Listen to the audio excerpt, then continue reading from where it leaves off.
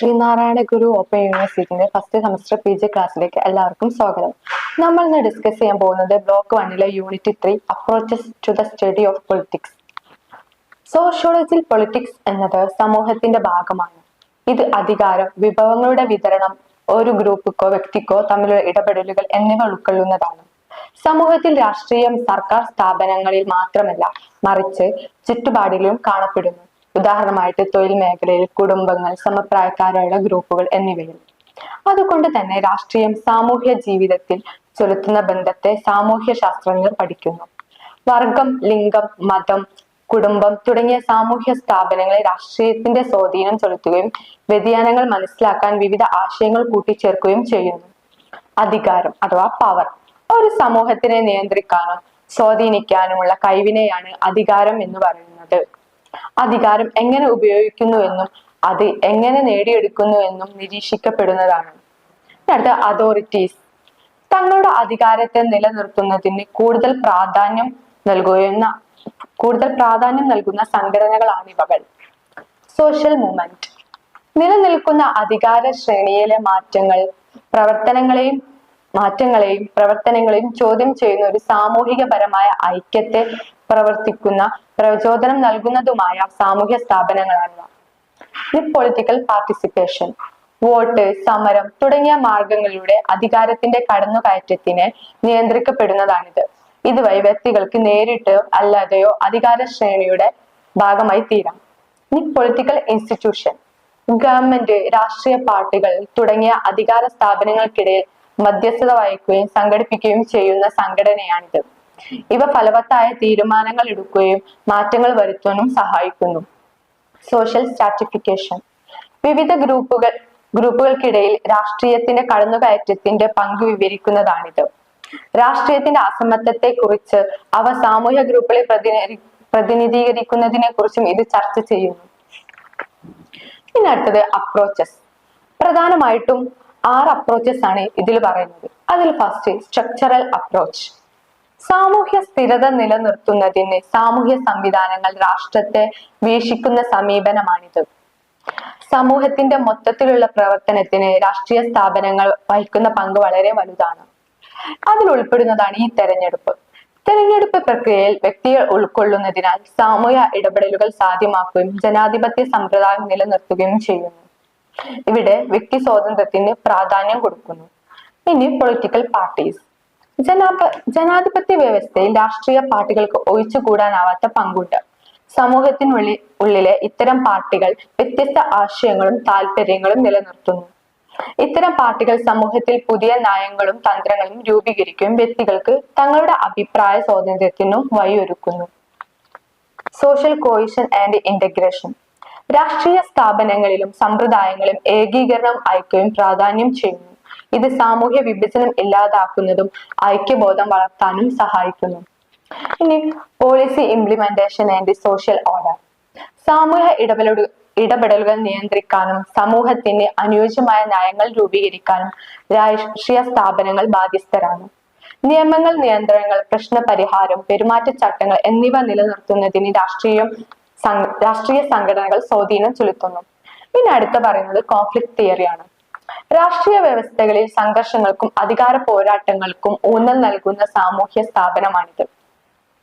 രാഷ്ട്രീയ സാമൂഹ്യ അസമത്വങ്ങളെ എങ്ങനെ നിലനിർത്തുന്നു, ഗ്രൂപ്പുകൾ എങ്ങനെ അവരുടെ അധികാരം നയിക്കുന്നു എന്ന സമീപനമാണ് ഇത് വിശദീകരിക്കുന്നത്.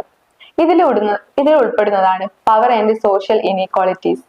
രാഷ്ട്രീയ അധികാരത്തെ പലപ്പോഴും തങ്ങൾക്ക് പ്രയോജനപ്പെട്ട രീതിയിലും മറ്റും ഉപയോഗിക്കപ്പെടാൻ വ്യക്തികളും ഗ്രൂപ്പുകളും ശ്രമിക്കാറുണ്ട്. ഇതുവഴി വിഭവങ്ങളുടെയും അവകാശങ്ങളും നയങ്ങളും നിയമങ്ങളും സ്വാധീനം ചെലുത്തുന്നു. ഇത് സമൂഹത്തിൽ വിവിധ അസമത്വങ്ങൾ സൃഷ്ടിക്കാൻ കാരണമാകുന്നു. ഇനി ക്യാപിറ്റലിസം ആൻഡ് എക്കണോമിക് ഇനീക്വാളിറ്റി. മുതലാളിത്ത പ്രവണതകൾ സാമ്പത്തിക അസമത്വത്തെ സൃഷ്ടിക്കുന്നു. ഇതുവഴി രാഷ്ട്രീയ ശക്തികൾ പലപ്പോഴും മുതലാളിത്ത വ്യവസ്ഥയെ സ്വാധീനം ചെലുത്തുകയും അവയെ സഹായിക്കുകയും ഒരു വ്യക്തിക്കിടയിൽ പരസ്പരം ഐക്യത്തെ സാരമായ രീതിയിൽ ബാധിപ്പിക്കുകയും ചെയ്യുന്നു. സമ്പത്തിന്റെയും വിഭവങ്ങളുടെയും അസമമായ വിതരണമാണ് ഇതിന്റെ പ്രധാന കാരണം. ഇനി പൊളിറ്റിക്കൽ ഇൻഫ്ലുവൻസ്. രാഷ്ട്രീയത്തിൽ സാമൂഹ്യ അസമത്വത്തിന്റെ പ്രധാന കാരണം വ്യക്തി താല്പര്യമോ ഒരു ഗ്രൂപ്പിന്റെ പ്രത്യേക അവകാശങ്ങളോ ആണ്. സമ്പന്ന വ്യക്തികൾക്കോ കോർപ്പറേറ്റ് ഉടമകൾക്കോ രാഷ്ട്രീയ സ്ഥാപനങ്ങളെ വളരെ വലിയ രീതിയിൽ സ്വാധീനം ചെലുത്താൻ സാധിക്കും. ഇതുവഴി തങ്ങൾക്ക് അനുയോജ്യമായ രീതിയിൽ നിയമങ്ങളെ ഉപയോഗിക്കാനും പ്രയോജനപ്പെടുത്താനും സമൂഹത്തിന്റെ സന്തുലിതാവസ്ഥയെ സാരമായ രീതിയിൽ ബാധിപ്പിക്കാനും സാധിക്കും. ഇനി അടുത്ത തിയറിയാണ് സിംബോളിക് ഇന്ററാക്ഷനിസം. വ്യക്തികൾ തമ്മിലുള്ള ദൈനംദിന ഇടപെടലുകൾ രാഷ്ട്രീയം എങ്ങനെ സ്വാധീനം ചെലുത്തുന്നു എന്നാണ് ഈ തിയറിയുടെ വീക്ഷണം. സമൂഹത്തിൽ രാഷ്ട്രീയത്തിന്റെ പ്രത്യയശാസ്ത്രങ്ങൾ എങ്ങനെയാണ് സ്വാധീനം ചെലുത്തുന്നതെന്നും ഈ തിയറി നോക്കിക്കാണുന്നു.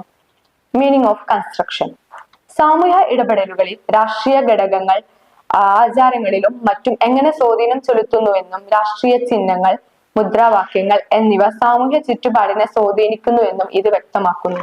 രാഷ്ട്രീയ ചിഹ്നങ്ങൾ പലപ്പോഴും ആശയവിനിമയത്തിലുള്ള ഒരു ഉപാധി കൂടിയാണ്. Political identity formation.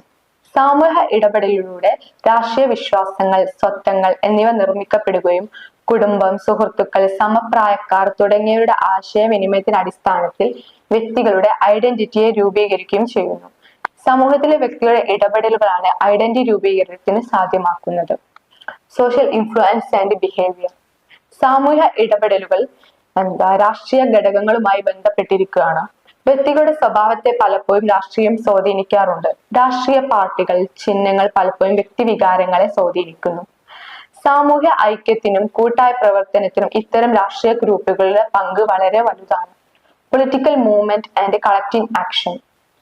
വ്യക്തികളുടെ കൂട്ടായ പ്രവർത്തനം സാധ്യമാക്കുന്നതാണ് രാഷ്ട്രീയ പാർട്ടികൾ. തങ്ങൾ നിലനിർത്തി പോരുന്ന രാഷ്ട്രീയ ചിഹ്നത്തോടുള്ള ആദരവ് പലപ്പോഴും വ്യക്തികളുടെ കൂട്ടായ പ്രവർത്തനത്തിന് കാരണമാകുന്നു. വ്യക്തികളുടെ പെരുമാറ്റത്തെ ഇത് രൂപീകരിക്കുന്നു. ഇനി അടുത്തത് ഫെമിനിസ്റ്റ് തിയറി. രാഷ്ട്രീയ വ്യവസ്ഥയിൽ ലിംഗഭേദത്തിന്റെയും അധികാരത്തിന്റെയും വിവേചനത്തെയാണ് ഇത് സൂചിപ്പിക്കുന്നത്. ലിംഗ അസമത്വങ്ങൾ അധികാര അസന്തുലിതാവസ്ഥയെ എങ്ങനെ ബാധിക്കുന്നുവെന്ന് ഇത് സൂചിപ്പിക്കുന്നു. സ്ത്രീ പുരുഷ അസന്തുലിതാവസ്ഥയാണ് ഈ സിദ്ധാന്തം ചൂണ്ടിക്കാണിക്കുന്നത്. രാഷ്ട്രീയ മേഖലയിൽ പുരുഷന്മാരെക്കാൾ താഴെ സ്ഥാനമാണ് സ്ത്രീകൾക്കുള്ളത്. മാത്രമല്ല, സ്ത്രീകൾ പലപ്പോഴും രാഷ്ട്രീയ മേഖലയ്ക്ക് ഇറങ്ങാൻ തന്നെ മടി കാണിക്കുന്നു. പോസിസെക്ച്വലിസം. അധികാരത്തിനെ കുറിച്ച് പരമ്പരാഗതമായ ധാരണകളും വീക്ഷണങ്ങളും ഉണ്ട്. ഭാഷ, ആചാരം, വിശ്വാസങ്ങൾ, മൂല്യങ്ങൾ തുടങ്ങിയ പാരമ്പര്യ വീക്ഷണങ്ങളെ രാഷ്ട്രീയം സ്വാധീനിക്കുന്നു. പരമ്പരാഗത അധികാരങ്ങളും തുടർന്നു പോരുന്ന മൂല്യങ്ങളും രാഷ്ട്രീയ സ്വത്വത്തിനെ സ്വാധീനിക്കുന്നു. അതുപോലെ ഭാഷാപരമായ മാറ്റങ്ങളും മറ്റു രാഷ്ട്രത്തെ ഒരു നിശ്ചിത അതിർവരമ്പുകളെ ഏർപ്പെടുത്തുന്നു. ഇത്തരം ഭാഷാ വ്യത്യാസങ്ങൾ ഒരു നിശ്ചിത ഭാഷ സംസാരിക്കുന്നവരുടെ ഐക്യത്തെ നിലനിർത്തുന്നു. അധികാരങ്ങളുടെ പുനർനിർമ്മാണം പലപ്പോഴും വെല്ലുവിളി നിറഞ്ഞതാണ്. നിലനിൽക്കുന്ന അധികാരമാറ്റം പലപ്പോഴും വ്യക്തികളെ വിശ്വാസങ്ങളെ ചോദ്യം ചെയ്യപ്പെടുന്നു. രാഷ്ട്രീയം എന്നതൊരു ഔപചാരിക ഘടകമല്ല, മറിച്ച് ദൈനംദിന ജീവിതത്തിൽ അവ വ്യക്തമായ സ്ഥാനം നിലനിർത്തുന്നു. അധികാരം സാമൂഹ്യ സ്ഥാപനങ്ങളുടെ പരസ്പര വിശകലനം ചെയ്യുകയും ചെയ്യുന്നു. ചുരുക്കി പറഞ്ഞാൽ ഈ സിദ്ധാന്തത്തിലൂടെ അധികാരം, ഭാഷ, ആചാരം, ഉൽപാദനം തുടങ്ങിയ സാമൂഹ്യ ഘടകങ്ങൾ ചേർന്ന് ഒരു ദൈനംദിന ജീവിതത്തെ ഭാഗമായി തീരുന്നു. അത് പോസ്റ്റ് കൊളോണിയൽ തിയറി.